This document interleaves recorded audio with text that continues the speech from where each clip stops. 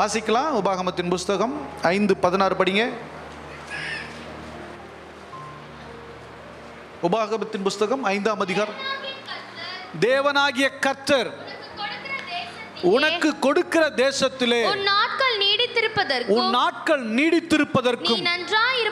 நீ நன்றாயிருப்பதற்கும் உன் தேவனாகிய கர்த்தர் உனக்கு கட்டளையிட்டபடியே உன் தகப்பனையும் உன் தாயையும் கனம் பண்ணுவாயாக. ஹல்லேலூயா. அப்போ பெற்றோர்களை கனம் பண்ண வேண்டியது, அவருடைய வார்த்தைகளுக்கு கீழ்ப்படிய வேண்டியது மிக அவசியம். கீழ்ப்படியணும், சொல்லுங்க. கீழ்ப்படியணும், கனம் பண்ணணும். கீழ்ப்படியணும், சொல்கிற வார்த்தை கேட்கணும். கனம் பண்ணணும்னா மரியாதை கொடுக்கணும் அர்த்தம். கவனிங்க, நீங்கள் வளரும்போது கீழ்ப்படிதலோடு கூட கனத்தையும் சேர்த்து கொடுங்க. ஹல்லேலூயா. பெற்றோர்கள் உங்கள் பிள்ளைகளை கவனமாக வளர்த்துருங்க. வாலிப பிள்ளைகள் நீங்கள் வளரும்போது உங்கள் பெற்றோருக்கு கீழ்ப்படியுங்க. உங்கள் பெற்றோர்களை கனம் பண்ணுங்கள். உங்கள் போதகனுக்கு கீழ்ப்படியுங்கள். உங்கள் போதகனுக்கு கனம் பண்ணுங்கள். ஹல்லேலூயா. அவனிங்க இங்கே சொல்கிறாரு, நீங்கள் உங்கள் பெற்றோர்களுக்கு கீழ்ப்படியணும், நீங்கள் உங்கள் பெற்றோரை கனம் பண்ணணும்.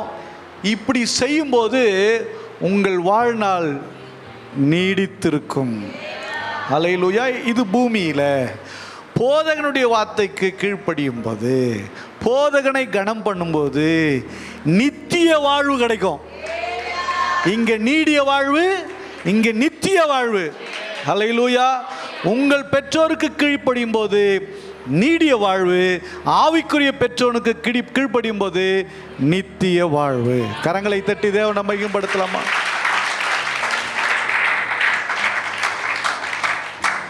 அப்போ சொல்கிறார், பிதாக்களே, சில வீட்டில் பார்த்தீங்கன்னா பெற்றோர்கள் பண்ணுற சேட்டைங்க ரொம்ப மோசமாக. பிதாக்களே, நீங்களும் உங்கள் பிள்ளைகளை கோபப்படுத்தாமல் இருங்க. அந்த பசங்களை டென்ஷன் பண்ணி, அந்த பசங்களை அப்படியே என்னவோ இந்த இந்த சயின்டிஸ்ட்டுக்கிட்ட மாட்டின எலி மாதிரி போட்டு ஒரே டார்ச்சர் பண்ணுறது, பசங்களை போட்டு ஒரே டென்ஷன் கொடுக்குது. கொஞ்சம் நீங்கள் சின்ன பிள்ளைகளாக இருக்கும்போது எப்படி இருந்தீங்கன்னு கொஞ்சம் யோசிங்க. நம்ம நினச்சி பார்க்கணும். நம்ம பேக் லைஃப், ஐயோ நான் வாழ்த்தனம் பண்ணோம், பசங்க கொஞ்சம் பண்ணோம். ஆனால் அதை அழகாக சுற்றி கொண்டு வந்து அவங்களுக்கு எப்படி சொல்லணுன்றதில் சொல்லணும். ஹல்லேலூயா. அவ்வளோத்தான்.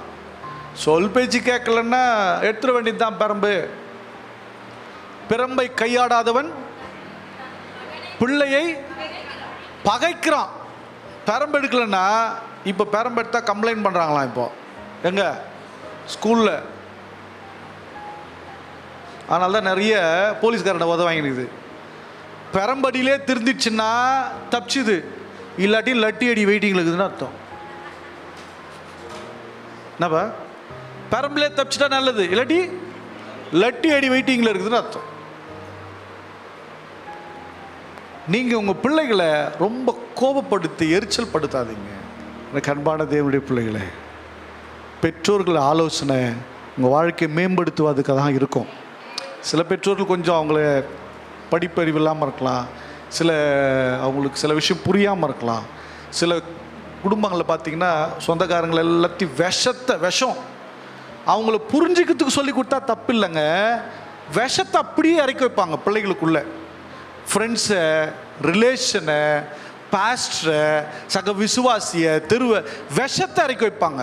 விஷத்தை இறக்கணும்னா நாளைக்கு அது உனக்கும் ஆபத்து. பட் புரிந்து வாழ்வதற்கு மெச்சூர்டை சொல்லி கொடுங்க. நம்ம சுற்றி இருப்பாங்க, மோசமான ஆளாக இருப்பாங்க, நமக்கு துரோகம் பண்ணுறவங்க, ஏமாத்துறவங்க எல்லாமே இருப்பாங்க, எல்லா கேரக்டர்ஸ் இருக்கும். அதனால் அவங்களுக்குள்ள விஷத்தை இறக்கி சொல்லி கொடுக்கக்கூடாது. அங்கே எப்படி நடந்துக்கணும்னு சொல்லி கொடுங்க. அதுதான் ஒரு முதிர்ச்சியான நல்ல பெற்றோர்.